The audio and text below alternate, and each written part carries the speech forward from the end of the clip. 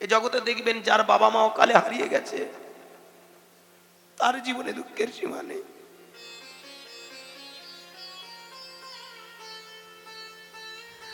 পৃথিবীতে যদি দেখেন কাছের মানুষ তবে বাবা, যদি পৃথিবীতে কাছের মানুষ চিনতে চান দেখতে চান তবে জানবেন মা।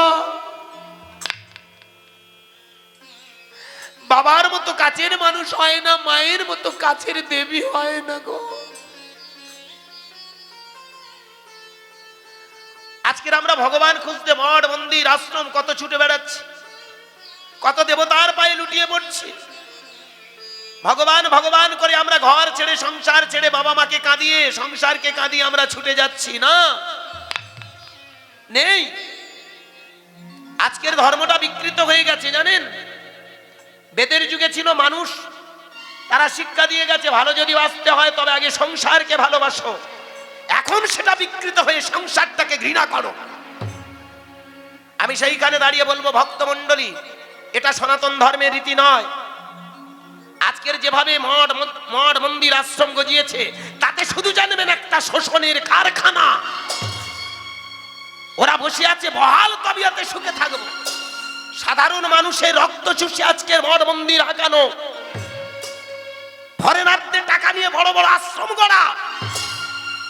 সেখানে দেখবেন টাকা ছাড়া কোনো কথা নেই। বলুন, এক একটা আশ্রমে যান, পকেটে যদি টাকা না থাকে ওখান থেকে আপনার ঘরে ফিরে আসতে হবে। এ বড় আশ্চর্য পৃথিবীতে জানেন। ধর্ম মানে টাকা পয়সার খেলাখেলি নয়, ধর্ম মানে ছলচাতুরি নয়। আমি আপনাকে ঠকাবো, ও আমাকে ঠকাবে, এটা নয়। অন্যে বাঁচায় নিজে বাড়ে, ধর্ম বলে জানিস তারে। নিজে বাঁচবো অপরকে বাঁচাবো, সেটাই তো ধর্ম। এর জন্য একে অপরকে ঠকানোর কোনো গল্পই নেই ধর্মের জায়গায়। আজকে সেখানেই ধর্মের জায়গায় ঠকানো ছাড়া আর কিছু নয়। দেখেছেন আমাদের মতো ঠকবাজগুলো আজকের কোথায় দাঁড়িয়েছে? 30, 40, 50, 60, 1 লাখে দাঁড়িয়েছে। 3 ঘন্টায় কি এমন দেবে গো তুমি? গত বছর এই আসরে দাঁড়িয়ে, ক্ষমা করবেন উইদিন ক্যামেরা অন দ্য স্টেজে দাঁড়িয়ে বলতে দ্বিধা নেই, গত বছর এই আসরে দাঁড়িয়ে আমি যখন কীর্তনিয়াদের নিয়ে আলোচনা করেছিলাম, আমার পরে যিনি একজন সম্মানীয় কীর্তনিয়া আমার সামনে দাঁড়িয়ে বলেছিল আমার ছেলেরা নাকি কি বলেছিল, ওর ছেলেরা সোনার চামচ নিয়ে জন্ম নেবে আর আমার ছেলেরা রাস্তার ভিখারি। আমি আপনাদের কাছে প্রার্থনা করে যাচ্ছি, ও ভালো বলেছে। আপনারাও সবাই মিলে আমাকে আশীর্বাদ করবেন। আমারই 2টো ছেলে, একটা 7 বছর প্লাস 8 বছরে পা দিয়েছে, আর একটা 3 বছর প্লাস 4 বছরে পা দিয়েছে। আমার 2টোই ছেলে, আশীর্বাদ করবেন। ওরা সারা জীবন যেন আপনাদের চরণের কাঙাল হয়ে দাস হয়ে, যেন ওরা ভিখারির মতো যেন জীবনযাপন করে। ওরা যেন এখানকার তথাকথিত ধনী যেন না হয়। আজকের হরিবাসনে দাঁড়িয়ে বলবো ভক্তমণ্ডলী, আমি মানুষ ঠকানোর কীর্তন শিখিনি। আজকে 33টা বছর হয়ে গেল। আমার দুঃখ এই জায়গায়, যেভাবে আমরা বারবারন্ত শুরু করেছি, আগামী দিনে হরিবাসনগুলো ভঙ্গ হয়ে যাবে। বলুন, কি ভেবেছি আমরা? সনাতন ধর্মটাকে এগিয়ে নিয়ে যাব নাকি ধ্বংস করব? প্রশ্ন। আজকের বলুন, একটা কীর্তনিয়াকে 60,000 70,000 টাকা নিয়ে আপনারা নিয়ে আসছেন, 3 ঘন্টা কি দিয়ে যাবে? প্রশ্ন। কোন একটা মা, যে মা খেতে পাচ্ছে না, তার ছেলের কাছে অন্ন পাচ্ছে না, কালকে তোমার কথা শুনে সে অন্ন পাবে তো? যে বাবা একটু ওষুধ পাচ্ছে না, ধুঁকছে ঘরের কোণে বসে, তোমার কথা শুনে কাল থেকে সে বাবাটা একটু ওষুধ পাবে তো? তাহলে যেটার দ্বারা সমাজ গঠন হয় না, আমি মনে করবো মূল্য থাকতে পারে না। শুধু গল্প শুনে লাভ কি? আজকে প্রয়োজন আছে, অর্থের প্রয়োজন। আমি যে টাকা ছাড়া আমি গান গাইতে এসেছি তা তো নয়, কিন্তু সেটা যেন লিমিটেশনের বাইরে না হয়। উইদিন ক্যামেরা অন দ্য স্টেজে দাঁড়িয়ে কই বলুক, আমি যে কথাটা প্রত্যেকটা হরিবাসরে বলি, আজও তাই আপনাদের সামনে বলছি। এমন কোন নায়ক বাবু আমার সামনে দাঁড়িয়ে বুকের পাটা নিয়ে বলুক যে আমি প্রেসার ক্রিয়েট করে টাকা নিই। আমি বলি বাবা, যেটা আমার প্রয়োজন সেইটুকু আপনারা দেন। অনেকে বলেন তুমি বড় বড় গল্প করো আর অত টাকা চাও কেন? বলুন, একটা কীর্তনিয়া যদি আসতে, একটা কীর্তনিয়া যদি 80,000 1 লাখ টাকা চায়, সেখানে আমি যদি 20,000 টাকা চাই, তখন অনেক নায়ক বাবু আমাকে বলছে 20,000 টাকা তোমায় দেবো কেন? আমি আমাকে ডাকছেন কেন? আপনি 80,000 টাকাকে ভালোবাসেন, আপনি 20,000 টাকা নিয়ে কীর্তনিয়া নিয়ে যাচ্ছেন কেন? ভালো করে ভাববেন। আমি তো দেখেছি, আমি এই কথাগুলো বলি বলে অনেক নায়ক বাবুরা বলে, বাবা তুমি এত টাকা চাইছো কেন, তুমি নিজে চিৎকার করছো। আমি চিৎকার করছি একটাই কারণে, আপনারা জাগুন। আর যেদিন এই জাগতে জাগতে আগুন জ্বলে উঠবে, সেদিন এই গুরুদাসের আসল চরিত্রটা বুঝতে পারবেন। আমি চ্যালেঞ্জ নিয়ে যাচ্ছি, এমন একটা দিন আসবে যেদিন আপনারা জাগবেন, যেদিন ওই জানোয়ারগুলোর মুখোশ খুলে যাবে, সেদিন আমি কথা দিয়ে গেলাম আমি বিনি পয়সায় হরিনাম করে যাব। ওই দিন ক্যামেরার সামনে দাঁড়িয়ে কথা দিচ্ছি। ধন্যবাদ। এত বড় বুকের পাটা নিয়ে কথা বলি কারণ আমি আমার সনাতন ধর্মকে ভালোবাসি, আমার গৌরহরিকে ভালোবাসি। গৌরহরি বিনি পয়সায় হরিনাম দিয়েছিল। আজকে সেই জায়গাটা কোথায়? শুধু রাশি রাশি টাকার খেলা চলছে। এটা ধর্ম হতে পারে না, এটা বিজনেস। এটা চরম থেকে চরম আকার পরিস্থিতিটা তৈরি হয়ে যাবে। আমি অনুরোধ করবো আপনারা একটু সজাগ হন।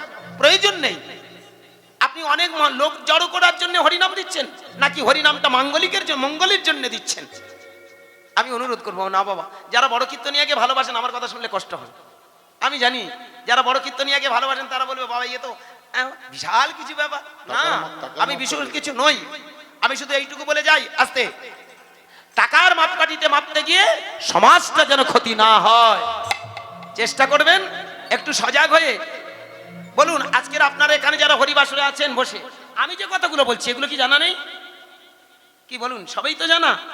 আপনাদের জানার মধ্যে বলা, যে যত বড় কীর্তনী আসুক, যত বড় সে 60, 70, 1 লাখ যাকে আপনারা বড় ভাবছেন, আমি মনে করি আমার কাছে বিন্দুমাত্র তারা কেউ বড় নয়। বড় তারা যারা সমাজকে ভালোবাসে। একটা কীর্তনিয়ার থেকে আমি মনে করবো একটা ডাক্তারের অনেক দাম, যে ডাক্তার বিনি পয়সায় চিকিৎসা করে। একটা কীর্তনিয়ার থেকে একজন বিএসএফ এর অনেক দাম, যারা জীবনটাকে বাজি রেখে দেশ রক্ষা করে।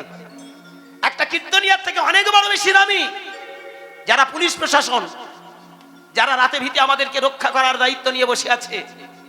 ভালো করে ভেবে দেখবেন আমি যে কথাগুলো বলছি। একটা মঠ মন্দিরের আশ্রমের বাবাজির থেকে অনেক বেশি দামি একটা নার্স, যে মাটা মানুষকে সেবা করে তাকে সুস্থ করে তুলছে। কোথায় যাবেন আপনারা? কোন হরিনাম করবেন? এ বড় মজার আশ্চর্য মজার জায়গা জানেন। যা ক্ষমা করবেন মাতা মণ্ডলী, ভেবে দেখবেন আপনারা যারা হরিনাম শুনতে এসেছেন, আপনারা আমরা মনে করি কি যে হরিনাম শুনছি মানে মরে গেলে স্বর্গে চলে যাবে। বসে বসে বিড়বিড় করে নাম করছি, নিরামিষ খাচ্ছি, খুব হচ্ছে, কিচ্ছু হচ্ছে না। রাগ করবেন না, অপরাধ নেবেন না। আমি কিন্তু একেবারে বাস্তববাদী, আমি বাস্তববাদী কীর্তনীয়। আমার কথাগুলো ভালো করে ভাববেন, তর্ক নয় সিদ্ধান্তে আসবেন। আমি কোনো সনাতন ধর্মের কলঙ্ক রটাতে আসিনি। আমি এই সনাতন ধর্মটাকে ছোট করার জন্য বলছি না। ভেবে দেখবেন আমরা যেটা করছি, নাম হরিনাম করছি, আমরা মালা পড়ছি, তিলক কাটছি, হ্যাঁ আমরা নিরামিষ খাচ্ছি, মঠ মন্দিরে যাচ্ছি, এটা হলো প্রাইমারি স্টেপ। এটা নয় ইউনিভার্সিটির মাত্রা। ইউনিভার্সিটির মাত্রা কি? সেটাকে নিয়ে যখন আস্তে সেই চেতনাটাকে নিয়ে, সেই জ্ঞানটাকে নিয়ে যখন নিজের সংসার ভালো রাখবো, সমাজ ভালো রাখবো, রাষ্ট্র ভালো রাখবো, পৃথিবীটা ভালো থাকবে, তখন তাকে বলা হবে স্বর্গরাজ্য। আজকের ভালো করে ভেবে দেখবেন আমরা কীর্তনিয়ারা হরিবাসরে দাঁড়িয়ে দাঁড়িয়ে মাঝে মধ্যে বলি, ওমা হরিনাম করো, মরে গেলে স্বর্গে যাবে। কেন বেঁচে থাকতে হবে না? বেঁচে থাকতে অসুবিধা কোথায়?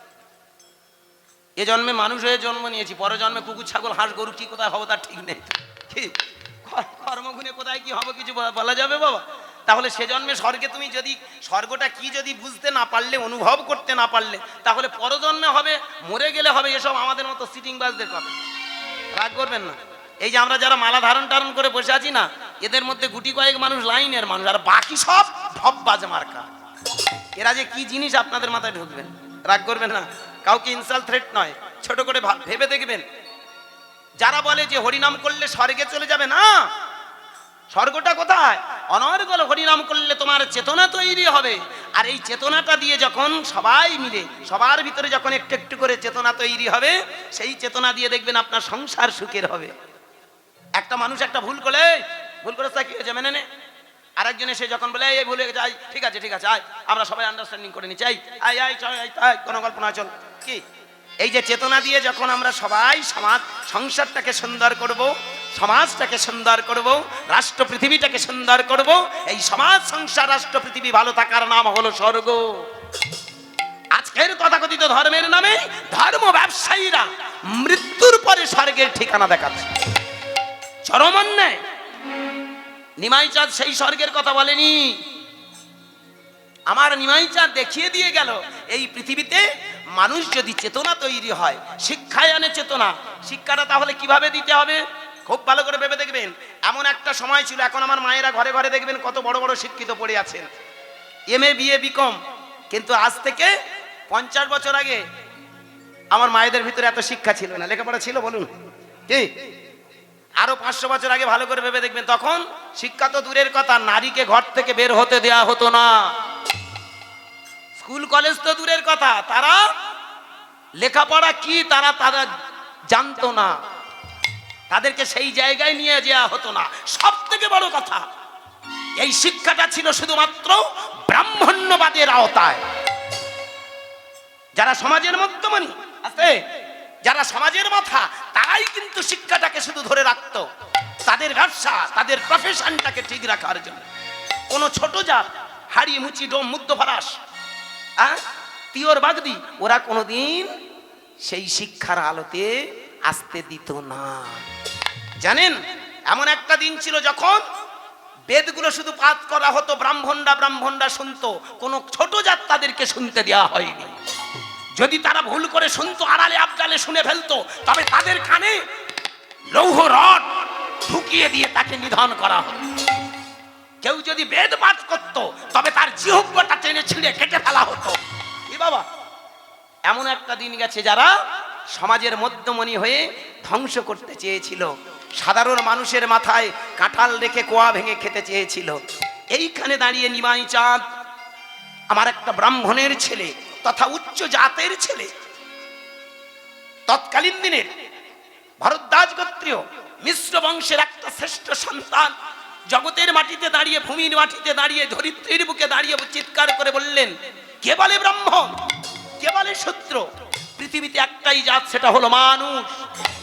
তাই মানুষের, প্রত্যেকটা মানুষের শিক্ষার প্রয়োজন।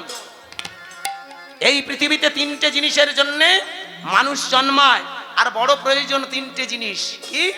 খাদ্য, শিক্ষা আর বাসস্থান। কি বাবা, এই 3টে জিনিস মানব জীবনে প্রয়োজন। কি গো মা, খাবার ছাড়া বাঁচবো কি আমরা? কেউ বাঁচতে পারবো না খাবার ছাড়া। যে যত আমরা টেপাটিপি করে হরিনাম করি না কেন, ওদের দুবেলা খাওয়া বন্ধ করে দিন, হরি বল। যতই বলে বসুক না কেন, আমি বাবা সাধক মানুষ, একবেলা খেলেই আমার হয়ে যায়। ওই একবেলা বসে বসে হরিনাম করবে আর খাও, তারপর যেদিন একবেলা নাচ উঠবে, দেখবে চোখে ধোঁয়া উঠবে, তখন না বাবা দরকার নেই, তোর হরিনাম চুলে থাক, এখন আগে যাই। এই জন্যে পেটটা আগে ভরো, তাই না? ভালো করে ভেবে দেখবেন, পেট যদি বিগড়ে যায়, পেটটা বিগড়ে যদি যায়, বন বন মাথাটা ঘুরপাক খায়।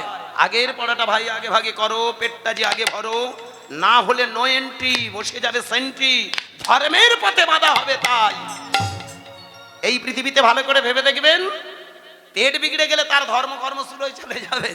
তাই সেইখানে দাঁড়িয়ে বলবো, বাবা মায়েরা, আমা আগে হলো পেট, সেইখানে আমার নিমাই চাঁদ দাঁড়িয়ে বললেন বড় প্রয়োজন খাদ্য, সেইখানে দাঁড়িয়ে বললেন খাদ্য, শিক্ষা প্রয়োজন। নেক্সট, খাদ্য, শিক্ষা, শিক্ষার বড় প্রয়োজন।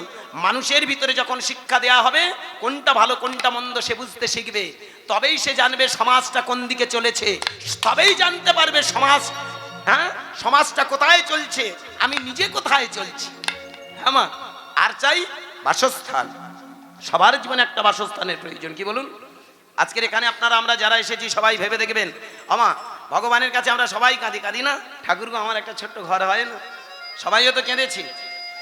আজকে যারা যারা বড় বড় অট্টালিকা হাঁকিয়েছেন, ভেবে দেখুন তো, এক সময় হয়তো খড়ের কুটির ঘরে ছিলেন, ভগবানের কাছে কেঁদেছিলেন, ভগবান একটা ছোট মতো একটা অ্যাসবেস্টার টালির ঘর দাও না, এই যে খড়ের ঘরটা একটু টালির করে দাও, টালি করে দিয়েছিল। তারপর কিছুদিন পরে আবার, হে গোবিন্দ একটু কৃপা করো, ঠাকুর গো আমার একটা ছোট্ট অ্যাসবেস্টাসের ঘর হয় না? কৃপা করেছি, করেনি মা? বলো মা। যারা যারা এই বড় বড় বিল্ডিং হাঁকিয়েছেন, একেবারে আজ থেকে 20 বছর 30 বছর 50 বছর আগে ভাবুন, কালের নিয়মে আস্তে আস্তে আমাদের আজকে ছোট ছাদ ফেলা একটা ছোট্ট ছোট্ট ঘর হয়ে গেছে। কি তাই না বলুন? মানুষ বেঁচে থাকার জন্য প্রয়োজন, তবে ছাদ ফেলা মানে এই নয় যে ওর উপর আমার 5 তলা বিল্ডিং হাঁকাতে হবে। প্রয়োজন আছে, কিন্তু সেটা যেন অতিরিক্ত না হয়। চাও, চাওয়ার মাত্রার মধ্যে চাও, চাওয়াটা যেন অতিরিক্ত না হয়। কারণ ভক্তমণ্ডলী ভেবে দেখবেন, যত আমরা চাইবো, চাই চাই চাই চাই, মাথাটা তত চাই চাই করবে। একটা জিনিস চাইতে হবে, এখানে বেঁচে থাকার জন্য খাদ্য শিক্ষা বাসস্থান দরকার, আর সাথে সাথে নিজের মাঝে তন্ময় হয়ে নদিয়ার চাঁদ নিমাই বললেন, আগে তুমি জেনে নাও তুমি কে। এই শিক্ষায় যখন চেতনা আসবে, তখন চেতনা থেকে বিপ্লব আসবে, বিপ্লবে থেকে মৈত্রী, প্রেম, প্রীতি, ভালোবাসা, সুন্দর সমাজ। তাই তো বললেন, কোথায় স্বর্গ কোথায় নরক, কে বলে তব হুদুর। মানুষের মাঝে স্বর্গ নরক, মানুষের মাঝে সুরাসুর। আলাদা কোনো সুর নেই, আলাদা কোনো অসুর নেই। মানুষই শয়তান, মানুষই ভগবান।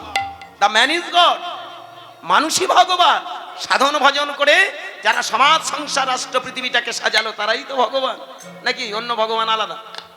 কি এই পৃথিবীতে মানুষই তো এই পৃথিবীটাকে ভালো রাখতে পারে, মানুষ এই পৃথিবীটাকে ধ্বংস করে দিতে পারে। ভালো করে ভেবে দেখবেন, আমরা একবিংশ শতাব্দীর মানুষ আছে, আমরা একবিংশ শতাব্দীর মানুষ। এই একবিংশ শতাব্দীতে দাঁড়িয়ে নাসার বিজ্ঞানীরা, ভালো করে ভেবে দেখুন, সব থেকে বিজ্ঞান গবেষণা কেন্দ্র হলো, বড় কেন্দ্র হলো নাসা। এই নাসার বিজ্ঞানীরা রিসার্চ করে বলছে, এক একটা দেশ এত বেশি শক্তিশালী হয়ে উঠেছে, বিশেষ করে মিসাইল, অ্যাটম আছে, মিসাইল, অ্যাটম, আগ্নেয়াস্ত্র এক একটা দেশের হাতে এত এত আছে, তারা যদি মনে করে না এই পৃথিবীটা মুহূর্তের মধ্যে ধ্বংস করে দিতে পারে, এক সেকেন্ড লাগবে না। একটা পৃথিবী কেন, একটা দেশ যদি মনে করে ধ্বংস করে দেবো, একটা কেন, শত শত পৃথিবী ধ্বংস করে দেওয়ার ক্ষমতা রাখে। তাহলে মানুষ কারা? এই মানুষই ভগবান, মানুষই শয়তান। এই পৃথিবীটাকে সাজানোর দায়িত্ব কিন্তু মানুষের। যেমন স্রষ্টা সুন্দর করে এই পৃথিবীতে সাজিয়ে দিয়েছে আমাদের এই যন্ত্রটা, তাই তো মহামানব যারা বললেন, এই পৃথিবীটাকে আগে সাজাতে গেলে তুমি তোমার নিজের জীবনটাকে সুন্দর করে সাজাও। তাই কীর্তন নামক বস্তুটা দিয়ে আমার নিমাই চাঁদ চেতনা তৈরি করার চেষ্টা করল। হ্যাঁ বাবা, এখন যেমন পাড়ায় পাড়ায় দেখবেন স্কুল কলেজ, তখন দাঁড়ে দাঁড়ে গিয়ে আমার নদিয়ার চাঁদ নিমাই হরি নামটা দিয়ে সমাজটাকে সচেতন করতে চাইলো। যারা মনে করে হরিনাম শুনলে স্বর্গে চলে যাব, ওদের কথা বাম সাইডে রাখবে, ওরা এক নম্বর ধান্দাবাজ, সিটিংবাজ। যারা বলে তুমি হরিনাম করো, হ্যাঁ দেখবে কৃষ্ণ এসে সামনে দাঁড়াবে, রাগ করবেন না, অপরাধ নেবেন না, এই কথাটা যারা বলে তারা এক নম্বর ধান্দাবাজ। কৃষ্ণ কথাটার অর্থ হলো তোমার ভিতরে চৈতন্য কৃষ্ণ, চেতনা কৃষ্ণ। অনর্গল হরিনাম করো, দেখবে তোমার ভিতরে থেকে সারা বেরুবে সেই চৈতন্যের সুর। কৃষ্ণের হাতে যেমন বাঁশির সুর, হ্যাঁ ঠিক তোমার ভিতরে জাগবে চৈতন্যের সুর। আর সেই চৈতন্যের সুর, ঐক্যের সুর, মৈত্রীর সুর, ভালোবাসার সুর যখন ভেসে উঠবে, সেই মৈত্রী, ভালোবাসা, প্রেম, প্রীতি দিয়ে সমাজ সংসারটা সুন্দর হবে। তাই তো নিমাই চাঁদ 500 বছর আগে বললেন, তোমরা দুটো বাহু তুলে সেই চৈতন্যের সুরকে আশ্রয় করো। দুটো বাহু তুলে নদিয়ার চাঁদ নিমাই বললেন, যদি তোমরা অনর্গল হরিনাম করো, তোমাদের ভিতরে চৈতন্য জেগে উঠবে, সেই চেতনা দিয়ে সমাজটা সুন্দর করবে, সমাজ সুখের হবে, শান্তির হবে, এই পৃথিবীটা সুন্দর হবে, দেখবে সবাই আমরা সুখে থাকবো। কারণ পৃথিবীতে এসেছি কতক্ষণ, কি গো মায়েরা, কি বাবা, আজকে আমরা এই পৃথিবীতে এসেছি, ভালো করে ভেবে দেখবেন কে কতক্ষণ গ্যারান্টি দিতে পারবো কি? আজকে আপনারা, আমরা এখানে যারা হরিবাসরে বসে আছি, ভালো করে ভেবে দেখবেন, ছুটে এসেছেন দুপুরবেলা হরিনাম শুনতে। এই যে এতগুলো আমার বাবারা মায়েরা আপনারা ছুটে এসেছেন, গ্যারান্টি দিতে পারবেন এখান থেকে ঘরে ফিরবেন? আমি এখানে হরিবাসরে হরিনাম করতে এসেছি, আমি গ্যারান্টি দিতে পারবো এখান থেকে ঘরে ফিরবো?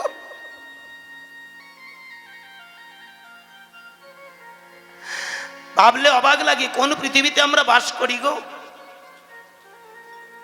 চোখের সামনে দেখতে পাই একটা মানুষকে নিয়ে যাচ্ছে, বলো হরি, বলো হরি, বলো হরি। দেখে শুনেও আমাদের কিন্তু সেই চেতনা হয় না। ও যে চলে যাচ্ছে জানিয়ে দিয়ে যাচ্ছে, আমি যাচ্ছি, তুমি এসো।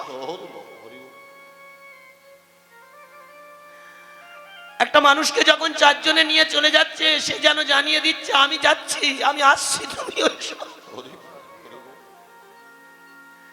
কেহ মরে 10 মাসে, কেহ মরে গর্ভবাসে, কেহ ভূমি পরশ করি মাত্র।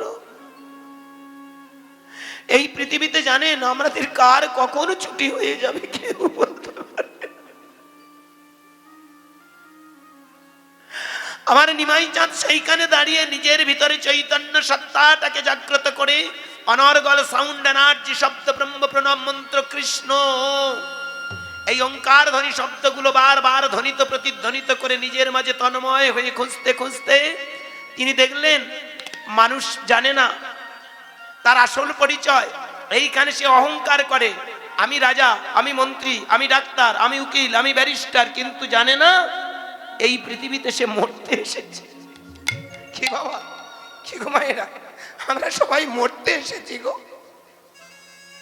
এখানে আমরা বাঁচতে আসিনি, কালের নিয়মে আমরা সবাই হারিয়ে যাব। আজকের বলুন না, একটা পদ্ম পাতায় জল দিলে যেমন জলটা টলমল করে ওঠে, আমাদের জীবনটা ঠিক টলমল করছে। কার কখন ছুটি হয়ে যাবে আমরা কেউ বলতে পারি না। মা বেঁচে আছে, চোখের সামনে ছেলেটা হয়তো একটা এমন বড় রোগে আক্রান্ত হলো না, বড় কষ্ট পাচ্ছে। বাবা বেঁচে আছে, বাবার চোখের সামনে ছেলেটা এত বড় কষ্ট পাচ্ছে, বাবা হয়তো কাঁদছে, আমার ছেলেটা বড় কষ্ট পাচ্ছে। কাঁদলে কি হবে, কালের এমন করাল গ্রাস, বাবাই বেঁচে আছে, ছেলেটা হরি বল। এই জন্য বগরূপী ধর্ম একটা প্রশ্ন করেছিল জানেন রাজা যুধিষ্ঠিরকে, কাচ বার্তা কি আশ্চর্যং কাহ পন্থ কস্য মদতে মোময়ী তাংস্যতির কথায়তি জলং পিব। এটা দিয়ে কি শেখায় জানেন, ভালো করে ভেবে দেখবেন। এই গল্পটা আপনারা আমরা সবাই শুনি, মানে বোঝার চেষ্টা করি না।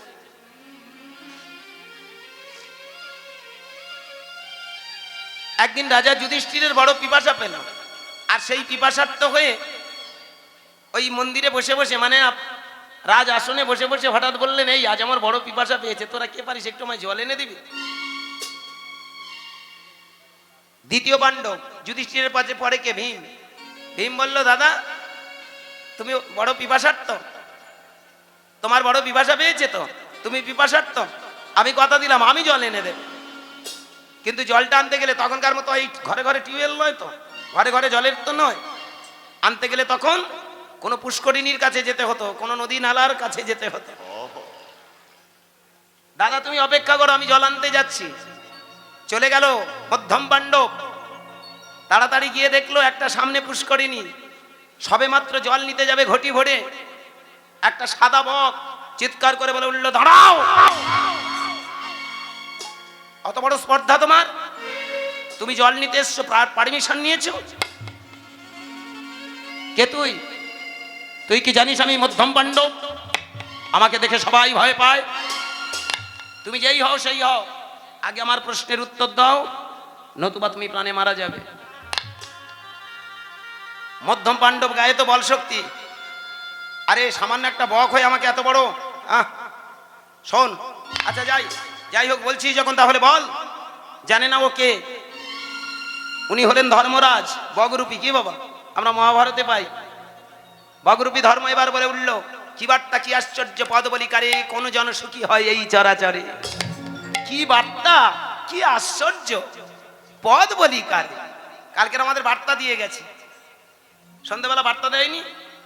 তার আগের দিন আমার গান ছিল গুড়াপে। গুড়াপ গান থেকে আমি আর বাড়ি আসিনি। আমি বলি তবে গুড়াপে গান, গুড়া মানে বর্ধমান ডিস্ট্রিক্টের কাছে, ওখান থেকে গান একেবারে বর্ধমান ডিস্ট্রিক্টে নয়, ওটা হুগলি ডিস্ট্রিক্টের একেবারে শেষ প্রান্ত, বর্ধমানের বর্ডার একেবারে। ওখানে গানটা ছিল, গানটা ছেড়ে বলি বাড়িতে যাব, এত কষ্ট করে যাবো, জার্নিংয়ে কষ্ট হবে, টাকাও খরচ হবে, সোজা তারপরের দিন হুগলি চাঁপাডাঙ্গার কাছে গান, জানেন? হ্যাঁ, মুক্তারপুর বলে একটা জায়গা, গত রাত্রে ছিলাম, মানে গত রাত্রে বলে গত দিনে মুক্তারপুরে একটা গান ছিল। তা আমি বলি তবে দুটো গান মেরে আর বাড়ি চলে যাব। তো ওখান থেকে রাত্রে গান ছেড়ে কালকের এসেছি, কালকে সকালবেলা গেলাম। আমার সকালবেলা গানটা বিকেলবেলা 3টে থেকে গান দেবে। 3টের সময় যখন এসেছি হঠাৎ দেখি একজন বাবু বার্তা দিয়ে গেল, কি ঝড় আর কি বৃষ্টি। বার্তাটা আপনাদেরও দিয়ে গেছে, যায়নি? আর সেই বার্তার সাথে সাথে আমার এখানে যারা গভর্নিং কমিটি, আমার দাদা ভাইরা খুব কান্না খেতেছে, তো কষ্ট করে হরিবাসন করলাম। কি গো মায়ের, আপনারা কাঁদেননি? আমরা কেঁদেছি টাকার জ্বালায়, মা কালী দিব্যি, হরি বল। কি বলুন, আমরা যারা কীর্তনিয়ার আমরা কাঁদি, ভগবান একটা হরিবাসন নষ্ট হওয়া মানে মিনিমাম, মাইরি বাবা দিব্যি করে অন্তত 5,000 টাকা নষ্ট। এদের দিয়ে থুয়ে যা হয় কমপক্ষে মাইরি বাবা 5,000 টাকা ঝাড়বো। তো লোক 500 টাকা ইনকাম করতে কাল ঘাম ছুটে যাচ্ছে, আর আমি দাঁড়িয়ে দাঁড়িয়ে এই 2-3 ঘন্টা কি একটু বলে যাব, তাতেই ঝাড়বো, অনেক লম্বা মতো ঝাড়বো। তা বিশ্বাস করুন, যখন বার্তা দিয়ে গেল হরিবাসরে আসি, 2.5 ঘন্টা মতো গান হয়েছে, প্রচন্ড বৃষ্টি, সে বৃষ্টি নেই, প্রকৃতি আমাদের বার্তা দিচ্ছে, দিচ্ছে না বলুন না? চলে যাচ্ছে, আসছে বর্ষা, রেডি হও তোমরা। যার যা ঘুঁটেগুলো আছে রেডি করো, কি কাঠকুটো যা আছে হরিবো। কাঠকুটোগুলো কুড়াতে শুরু করো, কারণ আগামী দিনে আমি আসছি। সিগন্যাল দিয়ে গেল না, আমাদের বার্তা দিয়ে গেল। এই যে দিন কাল, হ্যাঁ, আমাদেরকে বার্তা দেয়, প্রতিনিয়ত খবর দিয়ে যায়, তোমরা রেডি থাকো আগামী দিন। ভালো করে ভেবে দেখবেন। ওই সময়টা সবাই কেঁদেছেন তো নাকি? অবশ্যই। আমার এখানে প্রত্যেকটা মায়েরা হরিবাসনে যারা বসে আছেন সবাই কিন্তু ভগবানের কাছে একটাই কেঁদেছিল, ভগবান এত কষ্ট করে হরিবাসনগুলো করছি। বিশেষ করে সব থেকে বেশি কান্না হয়েছিল কাদের জানেন? এখানে যারা গভর্নিং কমিটি আছেন, হরিবো। ওরা গলায় কাপড় দিয়ে ভগবানের কাছে শুধু কেঁদেছে, ঠাকুর এত কষ্ট করে সারা বছর ধরে আমরা, হ্যাঁ, বসে বসে একটা আলোচনা করি, বসে বসে আমরা কত মিটিং করেছি, সিটিং করেছি, কত যন্ত্রণা পেয়েছি, একটা মানুষকে দুটো হরি কথা শোনাবো, 10 জন মানুষ এক জায়গায় জড়ো হবে কে বাবা? এখানে আপনারা যারা হরিবাসনের মধ্যে যুক্ত আছেন, যারা হরিবাসর করেন, দেখবেন একটা হরিবাসনের জন্য জানেন কতদিন অপেক্ষা করে থাকেন, কি বলুন? কিন্তু যেদিন দেখবেন রাস হয়ে যায়, রাসের পরে যেদিন লুট ধুলামাকা দধিবঞ্জন মহান্ত বিদায় হয়ে যায়, সেদিন হরিবাসর ভঙ্গ হয় না, আপনার বুকের হাড়টা ভেঙে যায়। এখানে যারা হরিবাসনের মধ্যে আছে তারা জানে যেদিন গানটা শেষ হয়ে যায় না, সবাই তো আনন্দে চলে গেল, সবাই তো প্রসাদ নিয়ে আনন্দ করছে, কিন্তু যারা হরিবাসনের মধ্যে যুক্ত থাকে না তাদের বুক ভেঙে যায় আবার 1 বছর। তাই কাল রাতে বার্তা দিয়ে গেছে, ভালো করে ভেবে দেখুন। ঠিক তেমন মধ্যম পাণ্ডবের কাছে প্রশ্ন, কি বার্তা, কি আশ্চর্য পদ বলিকারে কোন জন সুখী হয় এই চরাচারে? এটা ছিল সংস্কৃত ভাষার একটা প্রশ্ন। কাচ বার্তা কিম আশ্চর্যং কাপন্তকস্য মদতে মোমৈতাং সেতিরে কথায়তি জলং পিব। বলো, কি বার্তা, কি আশ্চর্য পদ বলিকারে কোন জন সুখী হয় এই চরাচারে? মধ্যম পাণ্ডব বলে, ধর তোর প্রশ্নের উত্তর, চালা হাট। জোর করে জল নিতে গেল, ওইখানে হরি বল। রাজা যুধিষ্ঠির দেখলেন এখনো আসছে না। এই গল্পগুলো আপনারা আমরা শুনি প্রতিনিয়ত, মহাভারত খুললেই এটা কিন্তু একটা খুব জ্বলন্ত দৃষ্টান্ত, কি বল? সাথে সাথে দেখা গেল মধ্যম পাণ্ডব আসছে না, তৃতীয় পাণ্ডব বললেন আমি যাচ্ছি, সেও গেল, ওই একই উত্তর না দিতে পারায় হরি বল, সেও মারা গেল। তারপরে নকুল আসলো, সহদেব আসলো, একটার পর একটা সব ভাইয়েরা এসে জল নিতে আসলো, প্রশ্নের উত্তর না দিতে পারায়, মীমাংসা না করায় সবাই ওখানে পড়ে মারা গেল। অবশেষে রাজা যুধিষ্ঠির দেখলো, কি ব্যাপার, এত দেরি কেন? কোনো ভাই ফিরে আসলো না, যে যায় আসে না, তাহলে কোনো কারণ আছে। ভক্তিমতী মায়েরা ছুটে গেল রাজা যুধিষ্ঠির, আর গিয়ে দেখলো সবাই মৃত, জড়িয়ে ধরে কাঁদলো। ওদিক থেকে বগরূপী ধর্ম বলে উঠলো, কান্নার কোনো প্রয়োজন নেই, 3টে প্রশ্নের মীমাংসা দিন, আপনার 4 ভাইকে আমি প্রাণে বাঁচিয়ে দেব। 3টে প্রশ্ন, কি বার্তা, কি আশ্চর্য পদ বলিকারে কোন জন সুখী হয় এই চরাচারে? রাজা যুধিষ্ঠির সেদিন একটার পর একটা প্রশ্নের উত্তর দিয়েছিল, কি বাবা, এই যে আমরা মাস কাল ঋতু আসে না, আমাদেরকে বার্তা দিয়ে যায়। সব থেকে আশ্চর্য আর একটা কি জানেন? বলো হরি হরি বল, যেটা বলছিলাম, ঘরের দাঁত দিয়ে বলে যাচ্ছে, বলো হরি হরি বল, মরাটা দিয়ে যাচ্ছে, আমি যেটা ভুল করেছি তোমরা করো না। বাবা, বাহ, হরিবো। যখনই বলো হরি হরি বল বলছে, অনেকে বলে মাথা নাড়ছে, না আমার দ্বারা আর হবে না, না এটা দিয়ে শিখি। আমি মানব জীবন পেয়েছিলাম, কিন্তু আমি কাজে লাগাতে পারিনি। আমি যেটা ভুল করলাম তোমরা সে ভুলটা করো না কেউ। তোমরা একটু বুঝে নাও, চিনে নাও, আমি তো চলে যাচ্ছি, সময় থাকতে তোমরা একটু জেনে নাও তুমি কে। আত্মানাং বিদ্ধি নো দাই সেলফ। এই জন্য মায়েরা শুধু হরিনাম বাসনে এসে হরিনাম শুধু একটা পালা গাইবো, কি শুনবেন? পালা মানে কিচ্ছু নয়, লীলা মানে কিচ্ছু নয়, 3 লাইনের গল্প। ছোটবেলা থেকে আজকের 33টা বছর হয়ে গেল এই গান বাজনার জগৎ। বয়স আমার 43-এ পা দিয়েছি। 33টা বছর কীর্তন জগতে বুঝে নিয়েছে, মানুষের ধান্দা ছাড়া কীর্তন নয়, এটা ব্যবসা। আমি বুক ঠুকে কেন বলতে চাই, আপনারা একটু চোখ খুলে দেখুন আমরা কারা। ধর্মের নামে আমরা ব্যবসা করে চলে যাচ্ছি। একটা 3 লাইনের গল্প একটু ফুলিয়ে ফাঁপিয়ে নেচে কুঁদে গোটা কথা গান গিয়ে আমরা হরিনাম করে 30, 40, 50, 60, 70, 1 লাখ বেড়ে যাচ্ছে, কিন্তু আমাদের ভেতরে কিছু বাড়েনি। আমি অনুরোধ করবো একটু বোঝার চেষ্টা করবেন। হ্যাঁ মায়েরা, আজকের ভেবে দেখুন কি সুন্দর কথা বলে গেলেন। আমার নিমাই চাঁদ শুধু নয়, তৎকালীন দিনের বেদের মুনি ঋষিরা বললেন, তাই সব থেকে বড় আশ্চর্য হলো এই পৃথিবীতে আমি যে বেঁচে আছি। কি গো মা, মরাটা কিচ্ছু নয়, কারণ আমরা মরতে তো এসেছি, কি বাবা বলুন না, বেঁচে থাকাটাই আশ্চর্য। এই যে আপনি বেঁচে আছেন এটাই বড় আশ্চর্য। চোখের সামনে এত কিছু হচ্ছে জেনেও আমরা আসল সিদ্ধান্ত নিতে পারি না, এটাই বড় আশ্চর্য। আর সব থেকে পথ কোনটা? পৃথিবীতে সব থেকে বড় পথ হলো নিজেকে চেনা, নিজেকে জানা। তাই তো নিমাই চাঁদ বললেন, নিজেকে জানতে গেলে ওই দুটো বাহু তুলে হরিনাম করো, তবেই তো তুমি জানতে পারবে জীবনের মানে